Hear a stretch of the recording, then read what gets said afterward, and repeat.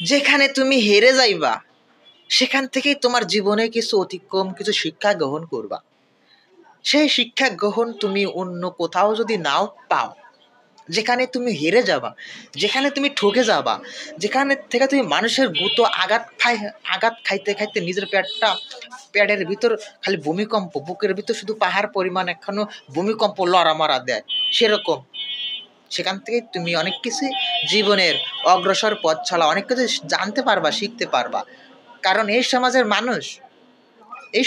মানুষ এইগুলোই বেশি করে, ঠিক আছে? যেখান থেকে তুমি কিছু শিখবা না, সেখানে কোনোদিনও জিতবা না।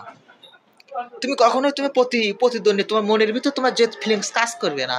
আর যখনই তুমি কোনো কিছু একটা হেরে যাবা, কারোর লগে টক্কর দিতে পারবা না, তোমার ভিতরে প্রতিহিংসা, প্রতি মানে প্রতিযোগিতার মস্তিষ্কর চিন্তা ভাবনা তোমাকে উৎপত্ত করে দিবে, বুঝতে পারছো?